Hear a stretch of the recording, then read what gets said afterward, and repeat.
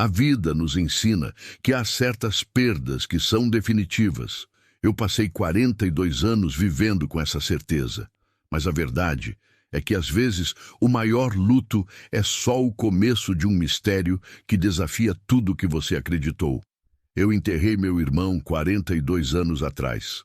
Daniel, Dani, a gente chamava ele.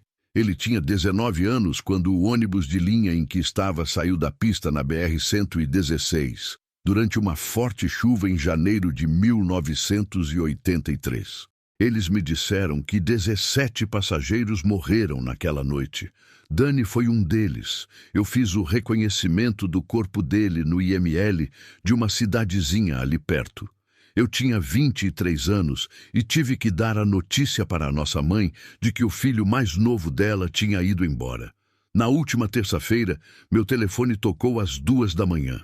O identificador de chamadas mostrava um número que eu não conhecia, mas o código de área era 11, de São Paulo. Quase não atendi. Aos 65 anos, você aprende que nada de bom vem de ligações nesse horário, mas algo me fez pegar o celular. Talvez tenha sido o mesmo instinto que me fazia acordar quando Dani tinha pesadelos na infância. Atendi. Uma voz disse: "Marcos? É Marcos?" Eu me sentei na cama, meu coração de repente batendo forte contra as costelas. A voz estava incerta, como a de alguém que não falava há muito tempo. Mas por baixo daquela aspereza, havia algo que me fez sentir um calafrio. "Quem é?" perguntei. Havia uma respiração pesada, ofegante do outro lado. "Sou eu", disse a voz. "É Dani." Eu deixei o telefone cair. Minhas mãos tremiam tanto que eu mal consegui pegar de novo. Quando consegui, a linha ainda estava aberta. Eu podia ouvir a respiração dele. "Isso não tem graça", eu disse com a voz falhando. "Quem quer que você seja, isso é doentio. Meu irmão morreu 42 anos atrás." "Eu sei", disse a voz. "Eu sei quanto tempo faz. Eu só descobri quem eu sou. Eu achei uma coisa, um recorte de jornal sobre o acidente de ônibus. E tem uma foto minha, mas o nome embaixo diz Daniel Costa. Esse sou eu, não sou? Eu sou Daniel Costa." Eu não conseguia respirar. O quarto estava rodando. "Onde você está?" consegui dizer. Eu não sei bem. Um lugar chamado Centro. Alguém me disse que é assim que se chama. Eu estou aqui há muito tempo. Acho que moro em um abrigo na rua Guaianazes. Mas eu não lembro. Eu não lembro como cheguei aqui. Não lembro de nada de antes de uns 15 anos atrás. Só de ter acordado em um hospital e disseram que tinham me achado na rua e eu não tinha nenhum documento e não conseguia dizer meu nome. Minha mente estava a mil. Isso não podia ser real. Tinha que ser algum tipo de golpe. Alguém que tinha achado o nome de Dani em algum lugar e tinha decidido me torturar com isso. "O que você lembra?" perguntei, testando-o. "Nada claro, só sensações. Às vezes eu sonho com chuva intensa, com muito frio, com gente gritando. E às vezes eu sonho com uma casa que tem uma porta azul. E alguém fazia panquecas com mirtilos, todo domingo. Eu senti as lágrimas começarem ali, quentes e repentinas, porque eu me lembrava daquela casa. Eu me lembrava daquela porta azul. E eu lembrava da nossa mãe fazendo aquelas panquecas todo domingo de manhã sem falta. E Dani sempre comia o dobro de todo mundo. "Qual é a sua aparência?" perguntei com a voz quase um sussurro. "Velho", ele disse, e havia algo como tristeza na voz dele. "Bem velho. Meu rosto eu não sei como descrever. Castigado, eu acho. Eu vivi de forma precária por muito tempo, mas eu achei essa foto no jornal do acidente. E mesmo que ela tenha 42 anos, eu consigo ver. Eu consigo me ver naquele rosto. Nós temos os mesmos olhos." "Dani tinha uma cicatriz", eu disse, "no antebraço esquerdo de quando ele caiu da bicicleta aos 7 anos. Foram 12 pontos." Houve uma longa pausa. "Então, eu tenho uma cicatriz no meu antebraço esquerdo. É antiga, bem antiga. Eu nunca soube de onde veio." Eu estava chorando agora. Chorando de verdade de um jeito que eu não chorava desde o dia em que enterramos ele. "Me dá o seu endereço." Eu disse. Eu estou indo te buscar. Eu não acho que você deveria. Ele disse baixinho. Eu não acho que... Eu não acho que eu sou a pessoa que você lembra. Eu não lembro de ter sido ele. Eu sou só alguém que tem vivido nas ruas por mais tempo do que consigo me lembrar. Eu devo estar com um cheiro ruim. Eu devo parecer assustador. Eu só queria ligar porque eu pensei que alguém deveria saber que talvez eu não tenha morrido naquele acidente, que talvez tenha sido um engano. Me diz onde você está, eu disse firmemente. Agora. Ele me deu o endereço de um abrigo na rua Guaianazes. Eu anotei com as mãos tremendo. Eram cerca de 7 horas de carro de Curitiba até São Paulo, mas se as estradas estivessem ruins. Olhei para o relógio. 2h15 da manhã. Fique aí, eu disse. Não vá a lugar nenhum. Eu estou saindo agora. Eu chego lá no máximo ao meio-dia. Você entendeu? Não saia. Tá bom, ele disse suavemente. Tá bom, Marcos. Eu espero. A linha ficou muda. Eu fiquei sentado ali, na escuridão do meu quarto, por talvez 30 segundos, tentando processar o que tinha acabado de acontecer. Então, eu estava me movendo, puxando a roupa, pegando a carteira e as chaves. Minha esposa, Carla, se mexeu na cama. Marcos, o que há de errado? Eu tenho que ir para São Paulo, eu disse, e minha voz parecia estranha, desconectada. Agora, às 2 da manhã, Marcos, o que aconteceu? Eu olhei para ela. Essa mulher com quem eu era casado há 38 anos e eu não sabia como dizer. Como você conta para alguém que o irmão que você enterrou 4 décadas atrás acabou de ligar para você no telefone? Eu explico depois, eu disse. Eu tenho que ir. Desculpa. Eu saí pela porta antes que ela pudesse fazer mais perguntas. A viagem para São Paulo foram as 7 horas mais longas da minha vida. Eu deixei o rádio desligado porque não aguentava o barulho. Minha mente girava com possibilidades, com impossibilidades. Uma parte de mim estava convencida de que era uma brincadeira cruel, que eu chegaria lá e encontraria algum golpista que tinha descoberto detalhes sobre a vida de Dani. Mas outra parte de mim, aquela que nunca tinha aceitado totalmente que meu irmãozinho tinha ido embora, estava gritando que era real. Eu pensei naquele dia no IML. Eu tinha 23 anos, mal era mais do que um garoto eu mesmo, e eles puxaram o lençol para me mostrar um rosto que estava machucado e inchado por causa do acidente. O corpo tinha ficado no frio por 12 horas antes de ser resgatado dos destroços. Havia um corte na testa, hematomas por toda parte, mas eu olhei para o formato do rosto, a cor do cabelo, a constituição física, e eu disse, sim, este é meu irmão, é Daniel Costa. E se eu tivesse me enganado? E se no meu choque e dor eu tivesse identificado o corpo errado? A possibilidade me fazia sentir enjoado, porque se isso fosse verdade, então Dani tinha estado vivo esse tempo todo. Vivo e sofrendo, sozinho, sem saber quem ele era. Enquanto isso, eu tinha seguido com a minha vida.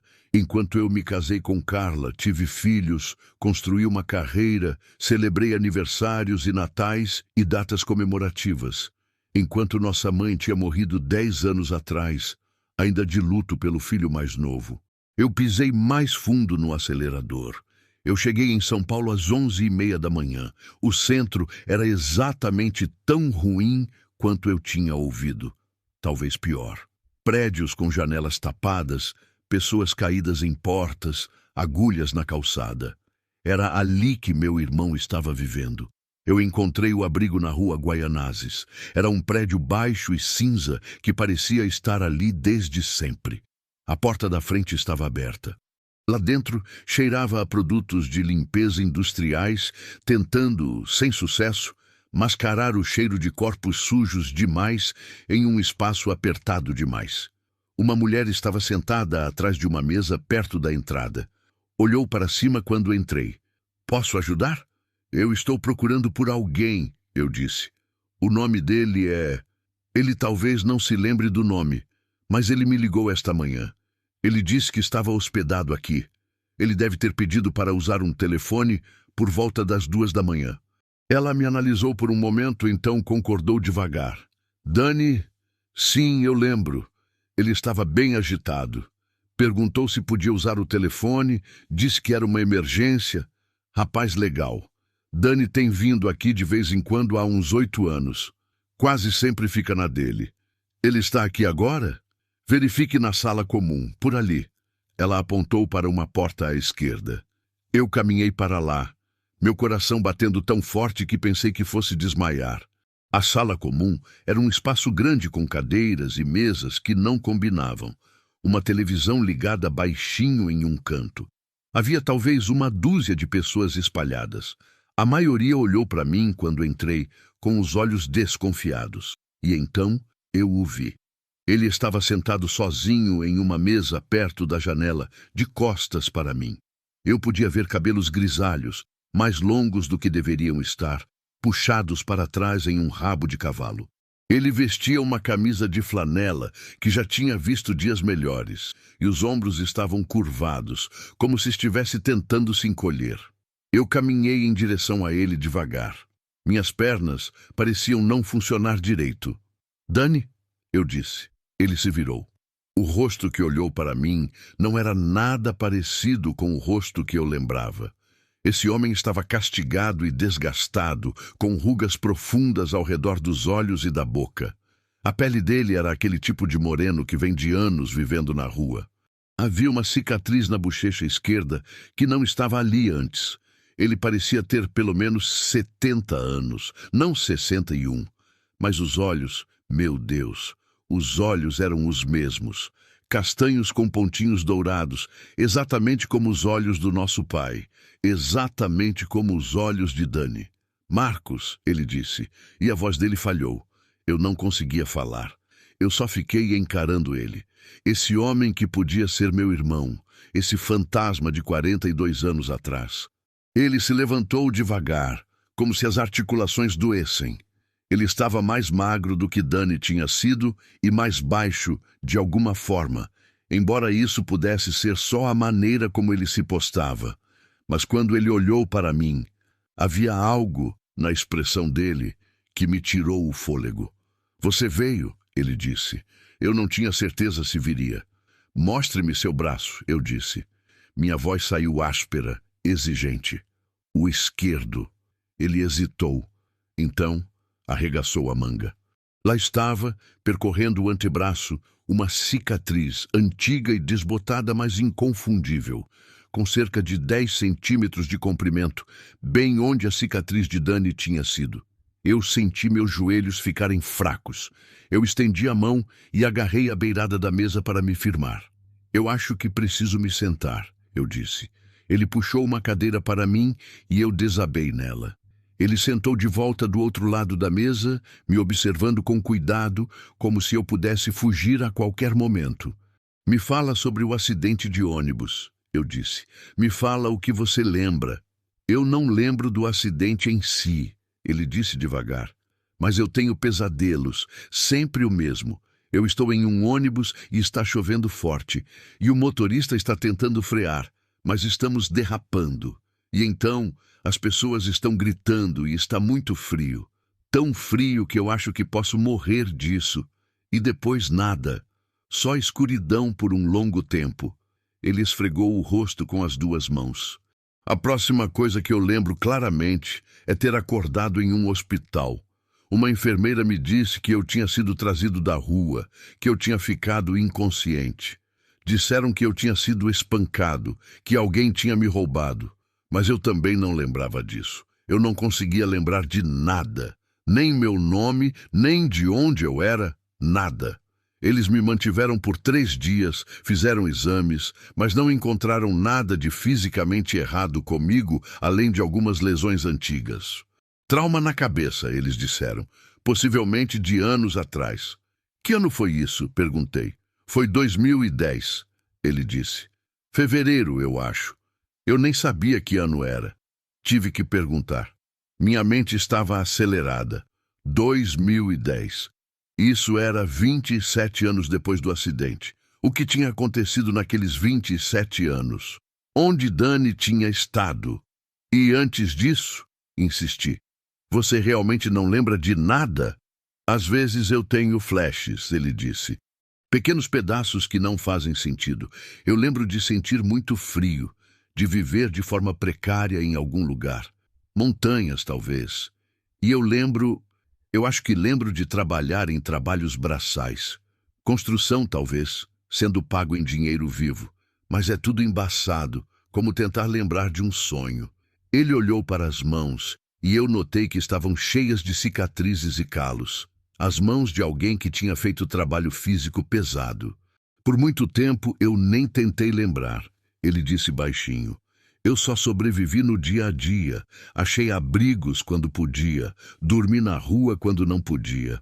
Há buracos na minha memória, mesmo nos últimos 15 anos.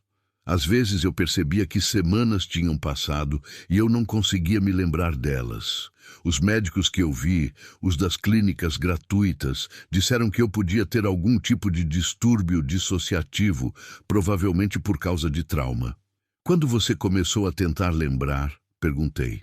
Cerca de 6 meses atrás, ele disse. Eu conheci essa mulher no abrigo, uma voluntária. Ela estava revisando caixas de jornais antigos, separando para reciclagem, e ela me mostrou 1 de janeiro de 1983.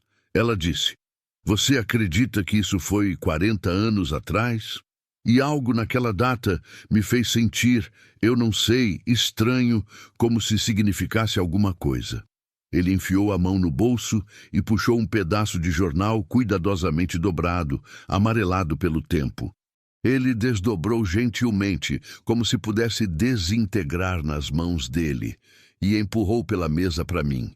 Era uma matéria de primeira página sobre o acidente de ônibus. 17 mortos em desastre na rodovia, dizia o título. E ali, em uma pequena grade de fotos das vítimas, estava o rosto de Dani, jovem, sorrindo, uma foto de formatura do colégio que nossa mãe tinha dado ao jornal. Eu olhei para aquela foto por muito tempo, ele disse, e algo se encaixou. Eu conhecia aquele rosto, não de um espelho. Eu não pareço mais com aquilo, mas de algum lugar bem fundo. E o nome embaixo, Daniel Costa. Eu fiquei repetindo várias vezes Daniel, Dani, e parecia certo, parecia o meu nome. Eu fiquei encarando o recorte de jornal, o rosto jovem do meu irmão sorrindo para mim. Eu comecei a procurar por mais informações. Ele continuou. Tem uma biblioteca perto daqui. O bibliotecário me ajudou a buscar registros antigos. Eu achei o obituário. Eu achei a lista de familiares sobreviventes que ficaram. Seu nome estava lá, Marcos Costa, irmão, e havia um endereço em Curitiba. Eu levei 3 meses para ter coragem de ligar. Eu não sabia se você ainda estaria lá. Eu não sabia se você acreditaria em mim. Eu não tenho certeza se eu acredito em você, eu disse, e saiu mais áspero do que eu pretendia. Eu não tenho certeza se consigo acreditar em você, porque se você é Dani, então eu identifiquei o corpo errado. Eu disse para nossa mãe que o filho errado tinha morrido. Você entende o que isso significa? Ele se encolheu, mas concordou. Eu sinto muito. Eu sinto muito mesmo. Eu sei que isso é... Eu não consigo imaginar como isso é para você. Nossa mãe morreu, eu disse, e senti a voz embargar. Ela morreu 10 anos atrás. Ela passou 32 anos achando que você tinha ido embora. Ela nunca superou. E se você é mesmo Dani, então ela morreu sem saber que você estava vivo. As lágrimas escorriam pelo meu rosto agora, e eu não me importava quem visse. O homem à minha frente, Dani, talvez Dani, estava chorando também. Lágrimas silenciosas escorrendo pelo rosto castigado dele. Me desculpa, ele sussurrou. Eu sinto muito. Nós ficamos sentados ali, naquela sala comum do abrigo, 2 homens velhos chorando enquanto as pessoas passavam e fingiam não notar. Finalmente, eu sequei o rosto com a manga e olhei para ele.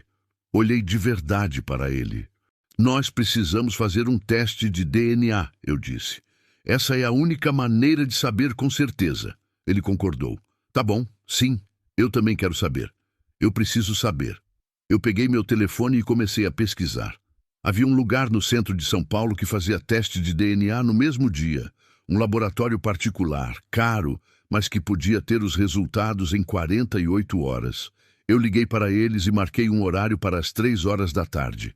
Vamos, eu disse, me levantando. Vamos resolver isso. Ele se levantou também, movendo-se com dificuldade. Enquanto saíamos do abrigo juntos, percebi como ele estava mais baixo do que eu agora. Dani tinha quase a minha altura quando morreu, ou quando eu pensei que tinha morrido. Este homem era pelo menos 8 centímetros mais baixo, mas, bem, anos de desnutrição e de viver de forma precária podiam fazer isso com uma pessoa. Nós fomos para o laboratório em silêncio. Eu ficava olhando de relance para ele, no banco do passageiro, tentando ver meu irmãozinho naquele estranho castigado. Às vezes, eu conseguia ver, no formato da orelha dele, no jeito que ele esfregava o polegar contra os dedos quando estava nervoso.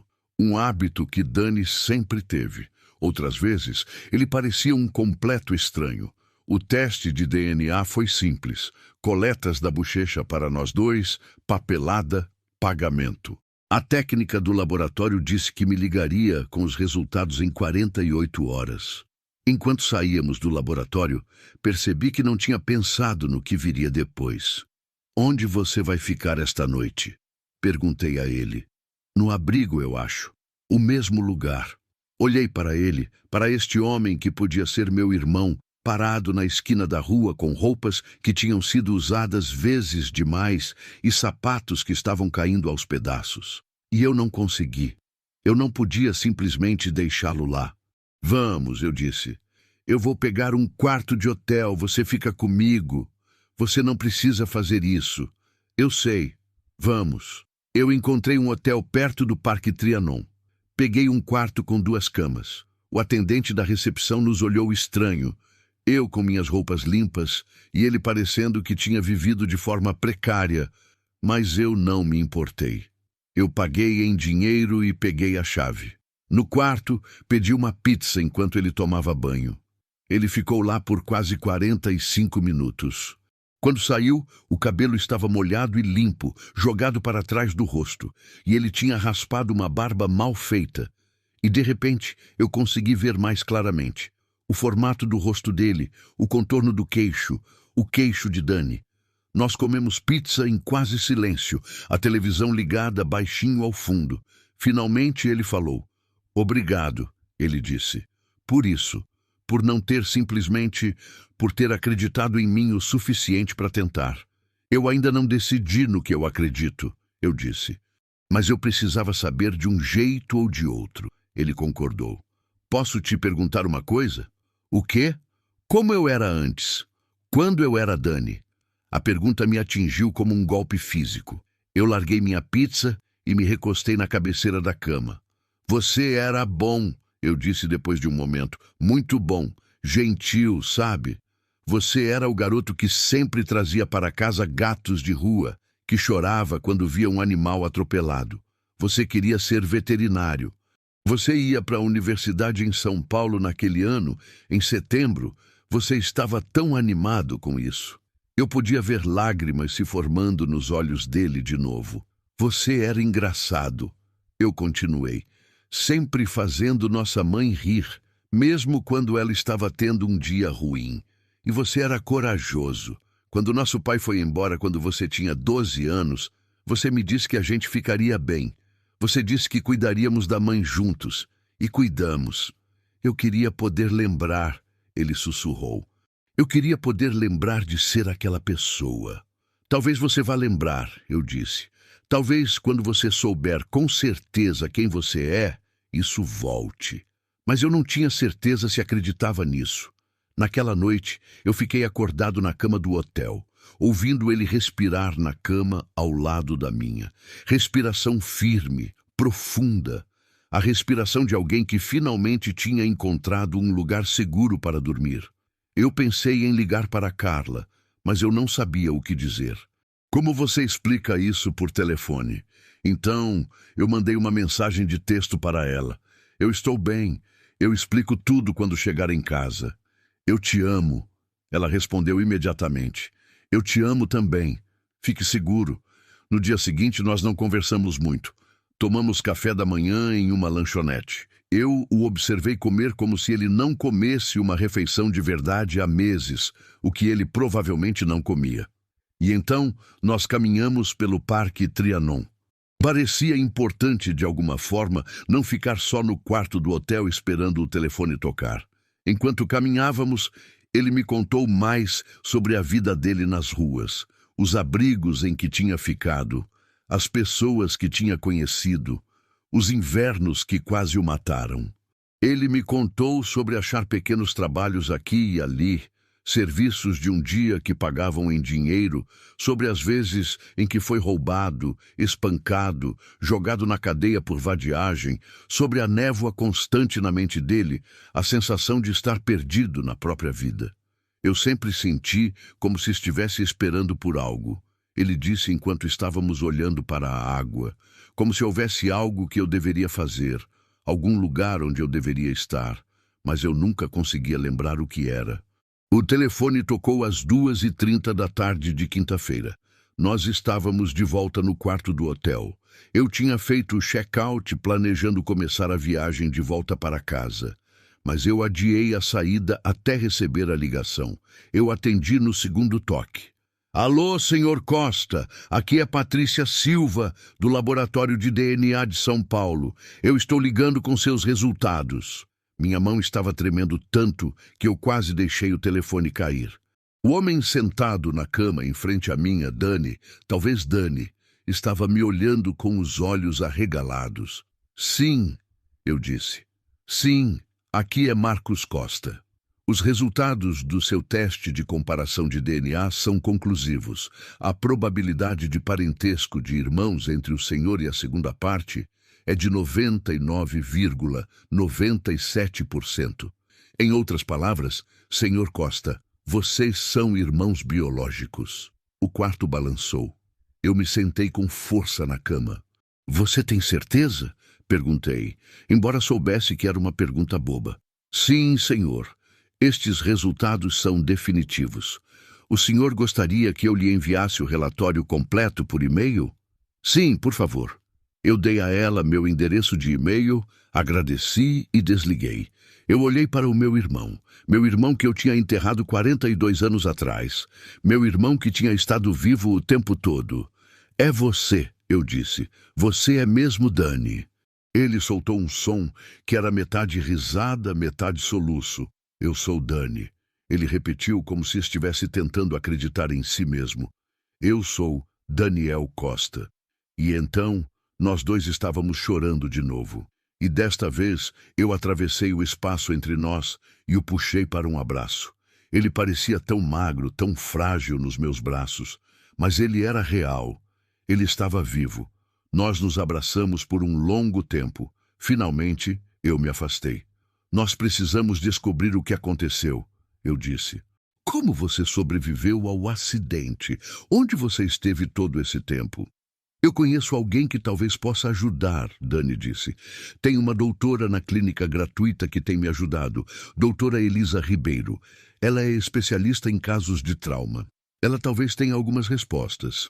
Nós fomos ver doutora Ribeiro naquela tarde. Ela era uma mulher na faixa dos 50 anos com olhos gentis e o jeito paciente de quem já ouviu todas as histórias que existem para ouvir. Eu expliquei tudo. O acidente, a identificação, a ligação, o teste de DNA. Ela ouviu sem interromper, fazendo anotações. Eu gostaria de examiná-lo se estiver tudo bem, Dani, ela disse quando eu terminei. Ele concordou. Ela o fez deitar na mesa de exame e conduziu um exame físico completo. Deu atenção especial às cicatrizes antigas e fraturas curadas. Ela usou uma pequena lanterna para checar os olhos dele, testou os reflexos, apalpou o crânio. Você tem evidências extensas de trauma antigo, ela disse quando terminou. Múltiplas fraturas curadas, costelas, braço esquerdo, tornozelo direito, cicatrizes significativas no seu tronco e nas costas. E há uma depressão no seu crânio aqui. Ela tocou a parte de trás da cabeça dele gentilmente, consistente com uma lesão de impacto severa. Do acidente de ônibus? Perguntei. Possivelmente. Mas aqui está o que eu acho que aconteceu, com base no que você me disse e no que estou vendo. Ela puxou uma cadeira e se sentou com a expressão séria. Eu acho que Dani sobreviveu ao acidente inicial, mas ele ficou gravemente ferido. Traumatismo craniano, possivelmente inconsciente no caos e na escuridão. Ele provavelmente foi arremessado para fora do ônibus. Os outros passageiros que sobreviveram disseram que era um caos completo, que era difícil ver qualquer coisa. Eu acho que Dani foi parar longe dos destroços principais, possivelmente na escuridão e no frio. Ela fez uma pausa, escolhendo as palavras com cuidado. O corpo que você identificou, Marcos, eu acho que era de outro passageiro. Alguém com constituição e idade semelhantes. No estado em que os corpos estavam depois do acidente, depois de terem ficado no frio, com o trauma facial, teria sido fácil cometer um engano, especialmente para alguém que estava de luto e em choque. Eu me senti enjoado. Ela estava certa. Eu sabia que ela estava certa. Então, o que aconteceu com Dani? Perguntei. Eu acho que ele foi encontrado por alguém. Talvez um caminhoneiro que estava passando. Talvez alguém de uma das cidades pequenas ao longo daquela rodovia. Alguém que não o levou para um hospital, ou porque estava envolvido em algo ilegal, ou porque viu uma oportunidade. Um jovem sem memória, sem documentos, fácil de explorar. Você acha que alguém o manteve? Perguntei com a voz vazia. Eu acho que alguém o usou, ela disse baixinho. Para trabalho, muito provavelmente. Existem operações em áreas remotas do nosso país. Extração de madeira ilegal, operações de drogas, construção sem registro. Eles usam trabalhadores que não vão fazer perguntas, não vão à polícia. Trabalhadores que nem sequer sabem quem são. Dani estava olhando para o chão, com as mãos cerradas. Isso explicaria os buracos na sua memória, doutora Ribeiro continuou. Anos de traumatismo craniano não tratado, possíveis lesões adicionais, desnutrição, exposição a drogas ou álcool como mecanismo de enfrentamento. Seu cérebro estava tentando se proteger ao se desligar. Os episódios dissociativos que você descreveu, esses são respostas clássicas a trauma. Então, por volta de 2010, eu disse devagar. Ele conseguiu fugir, ou eles o libertaram, ou eles acharam que ele daria mais trabalho do que valia a pena. Doutora Ribeiro disse que 27 anos de trabalho pesado envelheceriam qualquer pessoa significativamente. Se ele estava começando a ter problemas médicos, problemas de memória, eles podem ter simplesmente o abandonado em São Paulo. E então ele viveu nas ruas por mais 15 anos, eu disse, enquanto eu estava em Curitiba, enquanto eu poderia ter estado procurando por ele. Você não poderia saber? Dani disse baixinho. Você achava que eu estava morto. Todos nós achávamos que eu estava morto. Sua mãe, doutora Ribeiro, me disse, ela faleceu. Eu concordei, sem confiar na minha voz. Eu sinto muito, mas Marcos, você precisa entender uma coisa. O homem sentado aqui é seu irmão geneticamente, mas ele não é a mesma pessoa que era aos 19. Ele viveu uma vida que você nem consegue imaginar. Ele sobreviveu a coisas que teriam matado a maioria das pessoas. Ele é Dani, mas ele também é alguém novo, alguém que foi forjado por 42 anos de trauma e sobrevivência. Eu olhei para o meu irmão. Olhei de verdade para ele, para o grisalho no cabelo e as rugas no rosto e o cansaço nos olhos. Ela estava certa. Este não era o garoto para quem eu tinha dito adeus em 1983. Este era um sobrevivente. O que nós fazemos agora? Perguntei. Isso depende de vocês, doutora Ribeiro disse. Mas eu recomendaria terapia intensiva para Dani. Processar esse tipo de trauma, reconstruir a identidade, é uma jornada longa e vocês dois podem se beneficiar de terapia familiar também, aprendendo a ser irmãos de novo depois de todo esse tempo. Nós saímos da clínica em silêncio. Estava escurecendo e as ruas do centro de São Paulo estavam ganhando vida com a população noturna. Venha para casa comigo, eu disse enquanto estávamos na calçada. Venha para Curitiba. Fique com Carla e eu. Nós temos um quarto de hóspedes. Podemos resolver isso juntos. Ele olhou para mim e eu pude ver o medo nos olhos dele. Eu não sei como ser irmão de alguém, ele disse. Eu não sei como ser parte de uma família. Eu estive sozinho por tanto tempo. Então, vamos aprender, eu disse. Nós dois, nós vamos descobrir. Ele ficou quieto por um longo momento. Então ele concordou devagar. Tá bom, ele disse. Tá bom, Marcos, eu vou tentar. Nós voltamos de carro para Curitiba na manhã seguinte. A viagem de 7 horas parecia diferente desta vez. Eu ficava olhando de relance para ele no banco do passageiro. Este irmão que tinha voltado dos mortos. Nós não conversamos muito, mas era um silêncio confortável. Quando paramos na minha garagem, Carla estava esperando na varanda. Eu tinha ligado para ela na noite anterior, explicado tudo. Ela tinha chorado no telefone, me dito para trazê-lo para casa.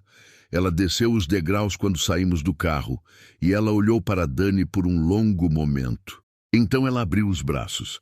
Bem-vindo à casa, Dani, ela disse. Ele hesitou, então a deixou abraçá-lo.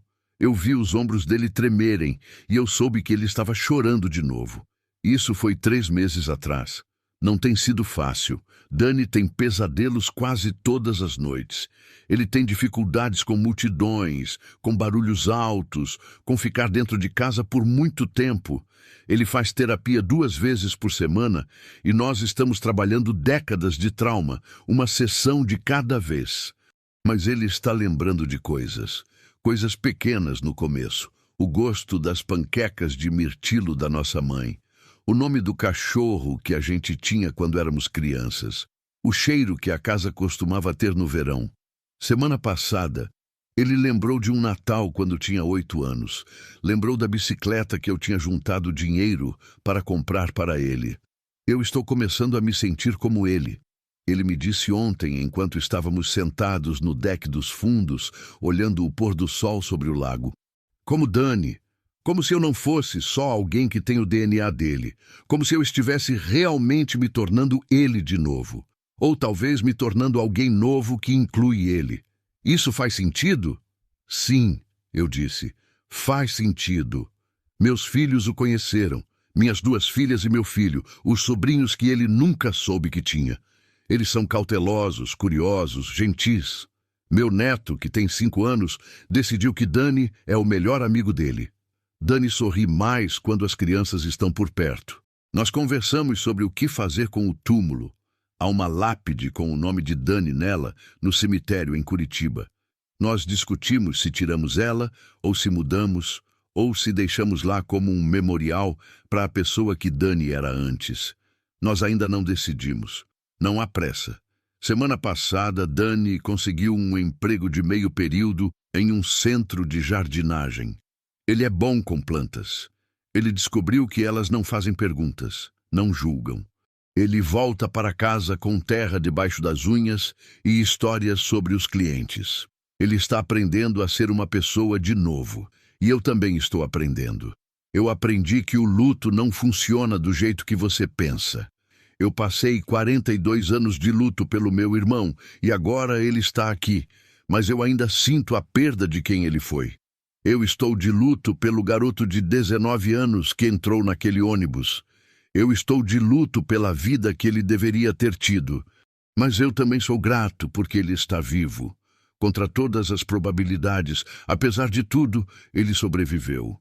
E talvez seja isso que mais importa. Ele me perguntou outro dia se eu alguma vez me culpei por ter identificado o corpo errado. Todos os dias, eu disse a ele honestamente, todo santo dia desde que você me ligou. Não faça isso, ele disse. Você tinha 23 anos. Você tinha acabado de perder seu irmão. Você fez o seu melhor. Eu deveria ter olhado com mais cuidado. Se você tivesse, eles talvez nunca tivessem me achado. Eu poderia ter morrido naquelas montanhas, trabalhando para quem quer que tenha me levado. Pelo menos assim, eu estou aqui. Eu estou vivo. E eu tenho um irmão que dirigiu 7 horas no meio da noite porque um estranho disse o nome dele. Ele tem razão, eu suponho. Eu estou tentando me perdoar. É mais difícil do que parece. Às vezes, tarde da noite, eu fico acordado e penso em todos os anos que perdemos, todos os aniversários e feriados, todos os momentos que deveríamos ter compartilhado. Eu penso na nossa mãe e como ela teria ficado feliz em saber que ele estava vivo. Essa é a parte mais difícil, saber que ela morreu sem saber. Mas então eu me lembro do que doutora Ribeiro disse. O passado é passado, nós não podemos mudá-lo, tudo o que podemos fazer é seguir em frente. Então, é isso que estamos fazendo. Dia após dia, momento após momento, aprendendo a ser irmãos de novo. Ou talvez aprendendo a ser irmãos pela primeira vez, porque nós dois somos pessoas diferentes agora. Ontem à noite, nós estávamos sentados no deck depois do jantar e Dani olhou para as estrelas. Você acha que ela sabe? Ele perguntou. Onde quer que ela esteja, você acha que ela sabe que eu estou vivo? Eu acho que sim, eu disse. Eu acho que ela tem cuidado de você o tempo todo, mantendo você vivo, até que pudesse encontrar o caminho de volta. Ele sorriu com isso. Ainda é raro o sorriso dele, mas está ficando mais comum. Eu estou feliz que você atendeu o telefone, ele disse. Eu também, Dani. Eu também. E eu estou, apesar de tudo, a dor, a confusão, o luto que de alguma forma ainda existe junto com a alegria. Eu sou grato porque meu irmão voltou dos mortos. E esse é um milagre que eu nunca pensei que veria. Eu aprendi algo com tudo isso. Eu aprendi que a esperança não é tolice, mesmo quando parece impossível. Eu aprendi que as pessoas são mais resistentes do que damos crédito. Eu aprendi que família não é só sobre memórias compartilhadas. É sobre escolher aparecer dia após dia, mesmo quando é difícil. E eu aprendi que nunca é tarde demais para uma segunda chance. Dani ainda está se encontrando. Ele talvez nunca se lembre de tudo. Ele talvez sempre carregue as cicatrizes daqueles anos perdidos. Mas ele está aqui. Ele está vivo. Ele está em casa. E isso é suficiente. Isso é mais do que suficiente. Isso é tudo.